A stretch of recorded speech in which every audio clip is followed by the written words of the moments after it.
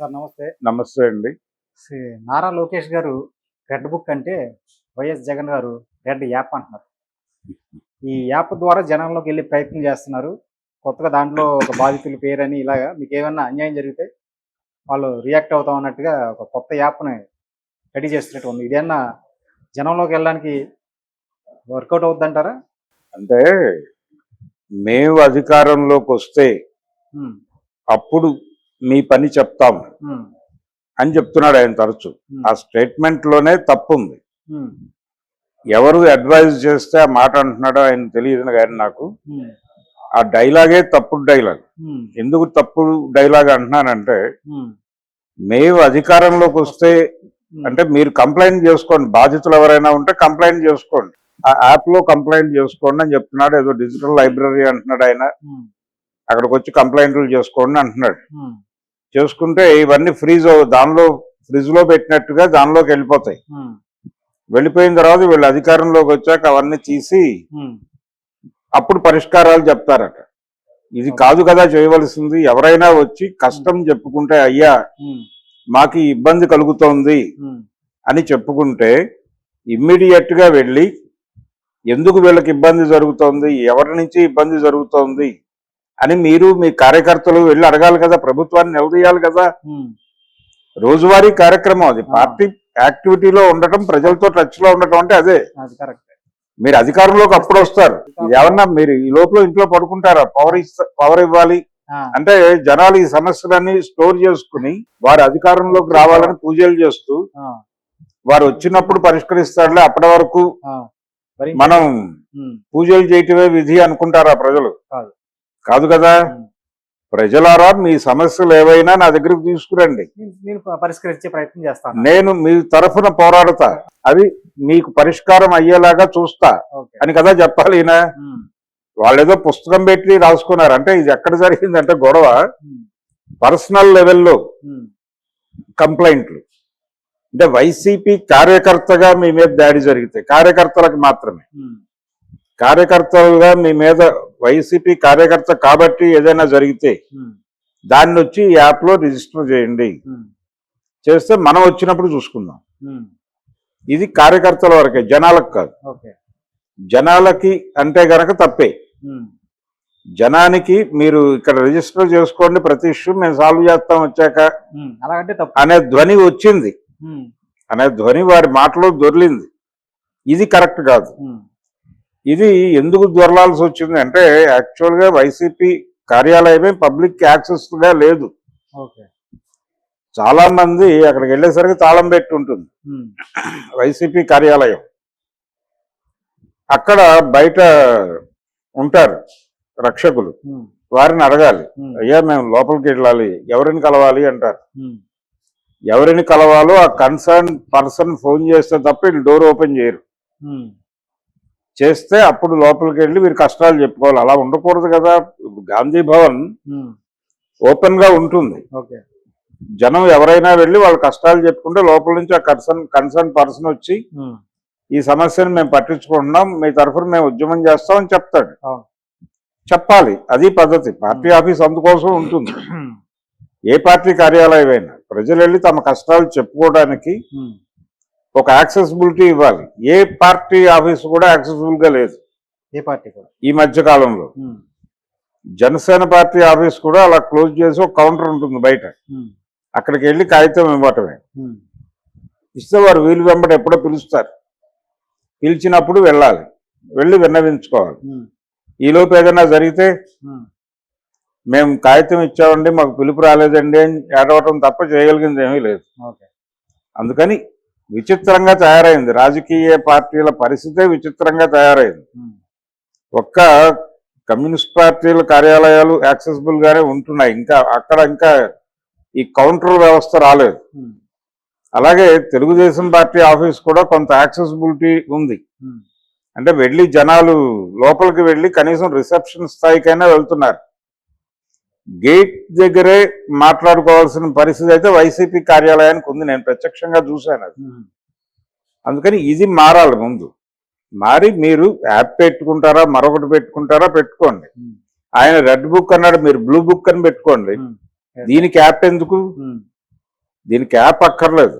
మీరు నేరుగా blue book అని పెట్టుకొని మీరు రాసుకోండి. ఓకే. రాసుకొని వాళ్ళందరి తాట మీరు అధికారంలోకి వచ్చినప్పుడు తీర్చండి, తీయండి, తప్పేం లేదు. కానీ ఈ లోపల ప్రజలు మీకు సమస్యలు చెప్పుకోవడానికి యాప్ అక్కర్లేదు. మీరు తలుపులు తెరిస్తే వచ్చి చెప్పుకుంటారు. ఏ సమస్యని అప్పటికప్పుడు పరిష్కరించండి. చాలా సమస్యలతో జనం సఫర్ అవుతున్న మాట వాస్తవం. ఏపీలో ప్రభుత్వం సంవత్సరం పాలనలో వైఫల్యాల మయంగా ఆ పాలన నడిచింది. వాళ్ళు ఎన్నికల్లో ఇచ్చిన ఏ హామీ కూడా ప్రాపర్ గా నిలబెట్టుకోలేదు, ఉచిత బస్సుతో సహా. ఉచిత బస్సు అనేది చాలా చిన్న హామీ, అది ఈజీగా అయిపోతుంది అని అనుకున్నారు, కానీ కాలేదు. ఇప్పటికీ దాని మీద మల్లగొల్లాలు పడుతున్నారు. జిల్లా వరకు ఉచితం ఇద్దామా, స్టేట్ వైడ్ ఇవ్వాలా, ఇలా ఓ చర్చ. ఆటో డ్రైవర్తో వాళ్ళ వ్యతిరేకత వస్తుందా? జిల్లా వరకు ఇస్తే ఇప్పుడు చిన్న జిల్లాలుగా మారిపోయింది. అంటే విజయవాడ నుంచి తాడేపల్లి వెళ్ళాలన్నా టికెట్ కొనుక్కోవాలి, ఎందుకంటే బ్యారేజ్ దాటితే అది గుంటూరు జిల్లాకు వస్తుంది. సో మీరు దిగాల్సింది వేరే జిల్లా కాబట్టి టికెట్ కొనాలి అంటాడు కండక్టర్. ఇదంతా కలిపి 10 కిలోమీటర్లు లేదు కదా అంటారు వీళ్ళు. ఇలాంటి దారుణాలు చాలా ఉన్నాయి అక్కడ. అందుకని జనం ఈ మాట చెప్తే ఆమోదించరు. కాబట్టి జనామోదం పొందేలాగా దీన్ని ఎలా అనుమతించాలి, ఎలా దీన్ని అందుబాటులోకి తేవాలి అనే విషయంలో వాళ్ళకి ఏ క్లారిటీ లేవు, గందరగోళంగా ఉన్నారు. ఆ గందరగోళం నుంచి మౌనంగా ఉన్నారు. మేము ఆర్టీసీ వాళ్ళతో మాట్లాడుతున్నాం, ఒక 2 నెలల్లో వచ్చేస్తుంది అని గత 6 నెలలుగా చెప్తున్నారు. ప్రతిసారి 2 నెలలు గడిచిపోతాం తప్ప అది కావట్లేదు. అలాగే చాలా అనేక సంక్షేమ పథకాలు ఆగిపోయినాయి. అలాగే వీళ్ళు రెవెన్యూలోకి తీసుకుంటాము గ్రామ వాలంటీర్లనే అని చెప్పారు. ఏదో ఒక డిపార్ట్మెంట్ లో వాళ్ళని తీసుకుంటామని ఎన్నికల సందర్భంగా చెప్పాడు. 5,000 అనేది కరెక్ట్ కాదు, 10,000 ఇవ్వడం ధర్మం అని కూడా చెప్పారు వారు. పవన్ కళ్యాణ్ గారు అసలు ఆడపిల్లలు నమ్మేసుకుని బతికేస్తున్నారు వాలంటీర్లు అని చెప్పాడు. వీళ్ళ వల్లనే 33,000 మంది ఆడపిల్లలు అమ్ముడు అయిపోయారని కూడా నాకు ఇంటెలిజెన్స్ అధికారులు స్ట్రైట్ గా నాకు నివేదిక పంపించారని కూడా వారు చెప్పారు. ఆ తర్వాత ఏమైపోయిందో ఆ కేసు ఆయనకి తెలియదు, ప్రపంచానికి తెలియదు, ఎవరు అడగటం లేదు, కాబట్టి ఆయన కూడా సైలెంట్ అయిపోయాడు. అయితే వాలంటీర్లు ఆ రోజున రియాక్ట్ అయ్యారు, మా పరువు తీస్తున్నాడు పవన్ కళ్యాణ్ అని వాళ్ళు గొడవలు చేశారు. కానీ దీన్ని సెటిలైట్ చేయడం కోసం చంద్రబాబు నాయుడు గారు వీళ్ళ గురించి సానుభూతిగా మాట్లాడి 5,000 కాదు 10,000 ఇస్తాము ఇలాంటి మాటలన్నీ చెప్పాడు. ఏది అమలు కాలేదు, వాళ్ళందరినీ పీకేశారు, వాళ్ళని ఎందులోకి తీసుకోలేదు. వీళ్ళందరూ ఊరికి ప్రతి గ్రామానికి ఒకడు ఉంటాడనే విషయం గుర్తులేదు వీళ్ళకి.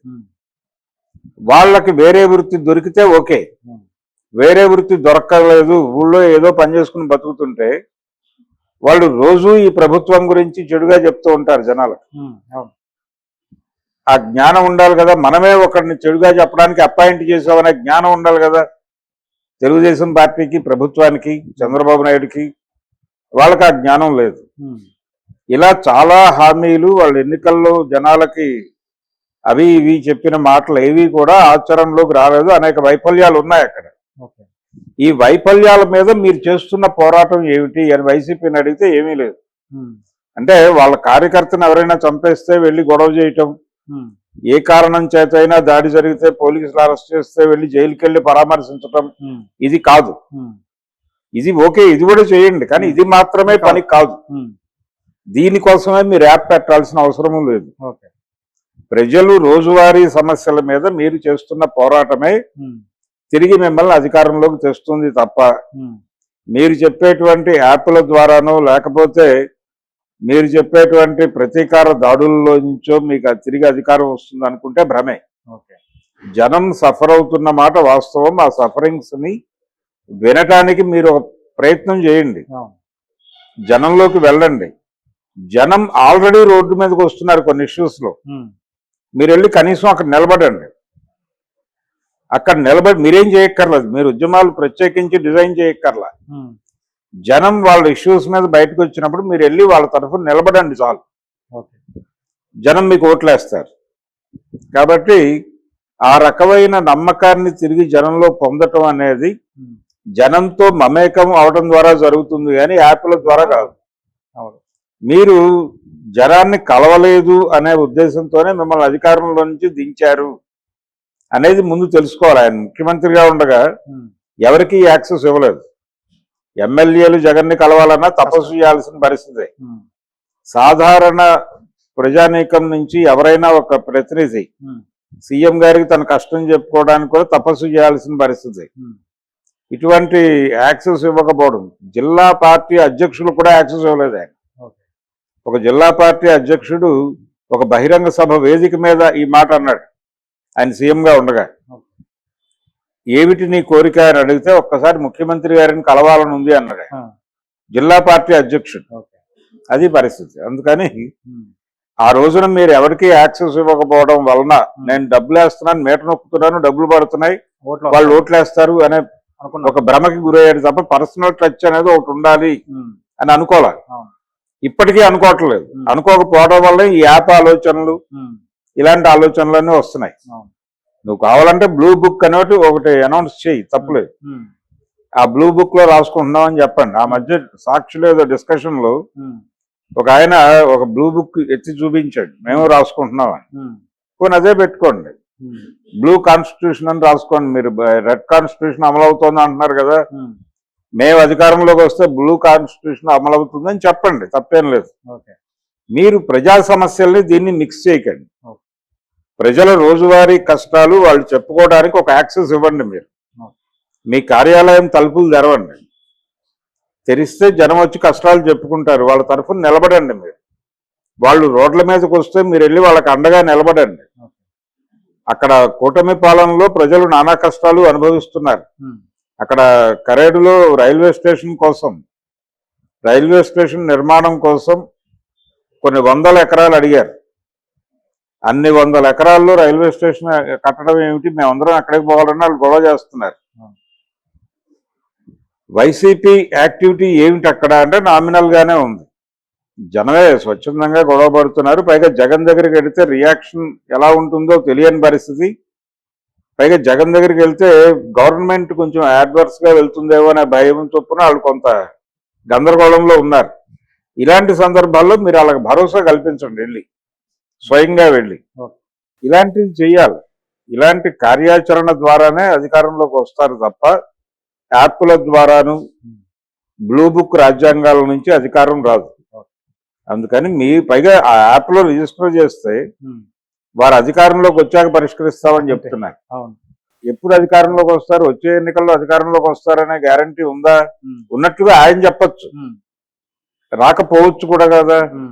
రావడానికి ఎంత ఆస్కారం ఉందో రాకపోవడానికి కూడా అంతే ఆస్కారం ఉంది. డెమోక్రసీ కాబట్టి ఒకవేళ రాకపోతే మళ్ళీ వీళ్ళందరూ ఆ కష్టాలని దిగమింగి మళ్ళీ ఇంకో 5 ఏళ్ళు ఎదురు చూడాలి.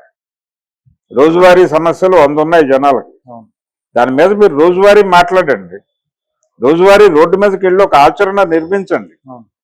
అది లేకుండా ఎవరింట్లో వాళ్ళు కూర్చుని యాప్ల ద్వారా చేద్దాం, లేకపోతే మీరు డిజిటల్ లైబ్రరీస్ పెడుతున్నాం, ఇవన్నీ అయ్యే పనులు కాదు.